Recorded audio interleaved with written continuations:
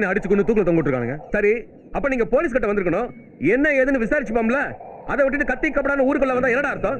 கலவரம் பண்ண போறீங்களா? நாங்க ஒண்ணு கலவரத்துக்கு போல, இதோ இதுக்கு நியாயம் கேட்க தான் போறோம். நாங்க என்ன இங்க புடுங்கிறதுக்கா இருக்கோம்? என்ன கேட்டா? ஏய், என்ன பெரிய ரவுடி? டேய் கருப்பையா, ஏற்கனவே உனக்கு ஒரு வார்னிங் கொடுத்திருக்கேன். இப்ப நீ போலீஸ் மேலே கை வைக்கிற அளவுக்கு வந்துட்டியா? சும்மா இருக்கிற ஜனங்களை உசுப்பேத்திக்கிட்டு கலாட்டா கலவரம்னு பண்ணிட்டு இருக்கியா? மகாதேவன், இந்த ஏரியால இருக்கிற எல்லா பிரச்சனைக்கும் இவன் தான் காரணம். இப்ப போலீஸ் மேலே கை வச்சுட்டான். இவனை A1ல சார்ஜ் பண்ணி 302ல உள்ள போடுங்க. ஏறா வண்டியில.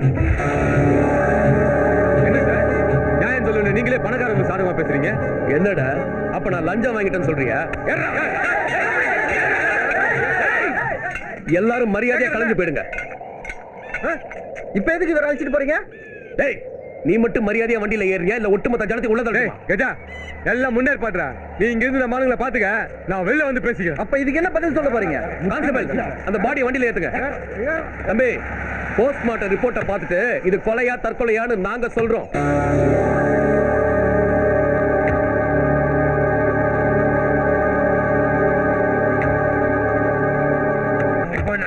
தம்பி, +2 படிச்சிட்டு இருக்கிற என் தங்கச்சி பொண்ணுக்கு லவ் லெட்டர் கொடுத்துருக்கான் அந்த பையன். அது ஏன்னு நம்ம ஆளுங்க 2 தட்டு வெட்டி கேட்டதுக்கு அவமானம் தாங்காம தற்கொலை பண்ணிக்கிட்டான். அதை வந்து கொலைன்னு இவங்க சொல்றதுல எந்த விதத்துல நியாயம்? இதெல்லாம் அந்த கருப்பையா பைய பண்ற வேலை. என்ன உள்ள வச்சுட்டேன்னு சந்தோஷப்படாத. நான் வெளியே வந்தா உன்னை வெட்டறத முதல் வேலை. நீ வெட்டா பாக்குறேன். டேய், இந்த உதாரணக்கெல்லாம் பயந்தவன் நான் இல்லடா. வெளில வந்து தலையாரியா போட மாட்டேனா? நீங்க கிளம்புங்க கட்டியார, மத்ததெல்லாம் நான் பாத்துக்கிறேன். தம்பி வாங்க. ஆனா அவன் விரல ஆக்கியாடி பேசாத. முத உள்ள போறத விரல வெட்டு. வந்து வச்சிடா. உன்னை வெட்டா போட மாட்டேன். டேய், எங்க வந்தாலும் எங்க ஏண்டா உன் காவு. டேய், வண்டியில வந்தா தான்டா வெட்டுவேன். உனக்கு வாழ்க்கைமா ஜெயில் தான்டா. சாத்தியம். நீ விட்டு கிளம்பியா? கிளம்பியா, நான் பாத்துறேன் போயா. சரி சரி, வண்டியை ஸ்டார்ட். இங்க பாருங்கடா, எது நியாயம் எது அநியாயம்னு எனக்கு தெரியும். மீறி ஏதாவது பிரச்சனை பண்ண நினைச்சீங்க அவ்வளவுதான்.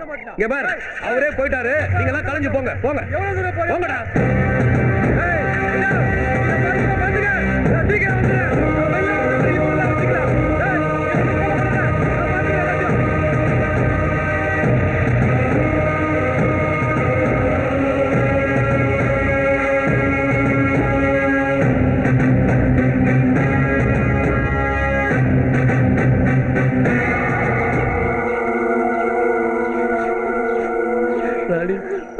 சாவறதுக்கு நீ பயப்படுறியா? இல்ல, சாவுதான் நம்மளை ஒன்னா சேர்க்க போதுன்னா அந்த சாவை நடிச்ச எனக்கு சந்தோஷம்தான்.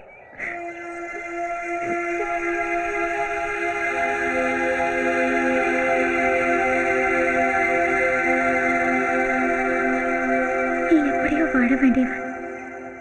என்னை காதலிச்சு பாவத்துக்கு உயிரையே விட தயாராயிட்ட.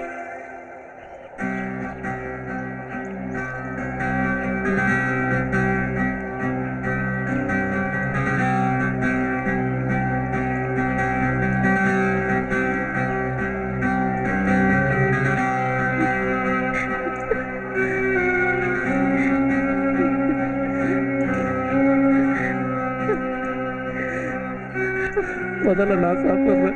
நான் சாப்பிடுறேன் சக்தி. ப்ளீஸ், நான் சாப்பிடுறேன். நான் முதல்ல சாப்பிடுறேன். நான் உனக்கு ஊட்டுறேன், நீ எனக்கு ஊட்டி விடு.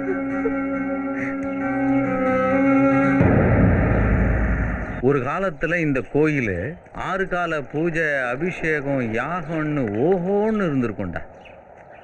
அருமையான இடம்டா. தமிழன் எவ்வளவு அறிவோடவும் எவ்வளவு திறமையோடையும் வாழ்ந்துருந்துக்கிறான் பாரு.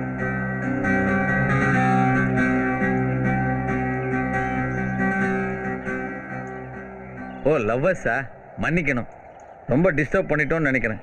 நாங்கள் ஷூட்டிங்காக இங்கே லொக்கேஷன் பார்க்கறதுக்கு அப்படியே உள்ளே வந்தோம்.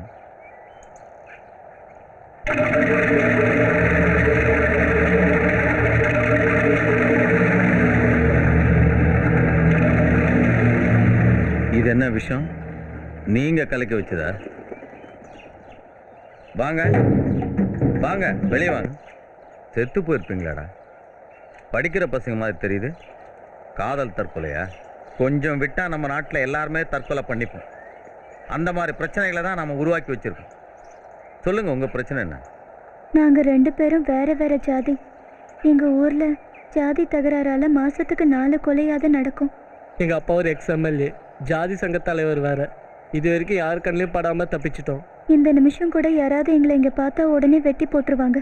எங்களால் ஒருத்தர் பார்த்துக்காம பேசாமல் இருக்க முடியாது. என்னைக்காவது இது ஊருக்கு தெரிஞ்சா எங்களை எப்படியும் பிரிச்சிடுவாங்க.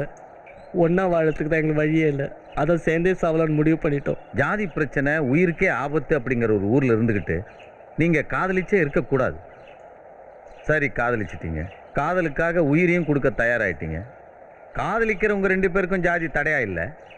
ஆனால் ஊர்க்காரன் நீங்கள் 2 பேரும் சேரக்கூடாது, அதுக்கு அந்த ஜாதி தடை அப்படிங்கிறான். அப்போ அந்த அநியாயத்தை, அக்கிரமத்தை, அந்த மாதிரி ஒரு கொடுமையை எதிர்க்கணும், அழிக்கணும். அதில் உயிரை விடலாம். அதை விட்டுட்டு இப்படி தற்கொலைன்னு முடிவு எடுக்கலாமா? சரி, செத்து போயிட்டீங்க, அதோட பிரச்சனை முடிஞ்சிடுமா? அதுக்கப்புறம் தானே பிரச்சனையே ஆரம்பிக்கும். உங்கள் அப்பா வேறு எக்ஸ்எம்எல்ஏ, ஜாதி சங்க தலைவருங்கிற, என் பையன் செத்ததுக்கு அந்த பொண்ணு ஜாதிக்காரங்க தான் காரணம்னு சொல்லி அந்த பக்கம் ஒரு 100 பேரை காலி பண்ணுவானே. பதிலுக்கு அவங்க உங்கள் ஜாதி ஆளுங்களை 10 பேரை காலி பண்ண மாட்டாங்க. ரத்த கலரியாகி ஊரே சுடுகாட்டில போய் நிற்கும். காதலிக்கிறது ஒவ்வொரு மனுஷனோட பிறப்புரிமை. ஆனால் நம்ம நாட்டில் அரசாங்கத்தையே தேர்ந்தெடுக்கிற, ஓட்டு போடுற உரிமையை கூட கொடுத்துருவான். ஆனால் காதலிக்கிற உரிமையை கொடுக்கவே மாட்டான்.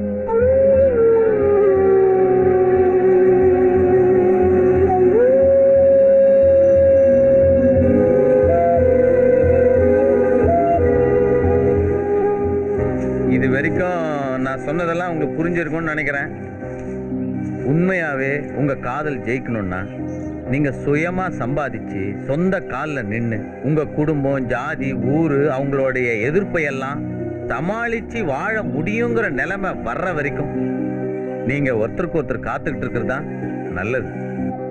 வரட்டுங்களா? வா குட்டப்பா.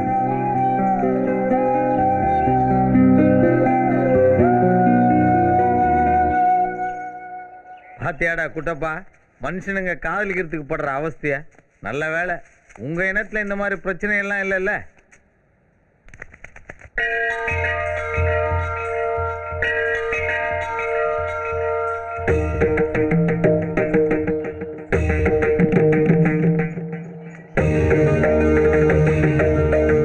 ராணி, இங்க இருக்க எல்லா சாமிங்க சாட்சியா நான் உன் கழுத்துல தாலி கட்டேன். இந்த சாமிங்களே நம்மளுக்கு பாதுகாப்பாக இருந்து கூடி சீக்கிரமே நம்ம 2 பேரையும் ஒன்றா சேர்த்து வைக்கும். அது வரைக்கும் நீ பயப்படாம தைரியமாக உன் வீட்டிலேயே இரு ராணி.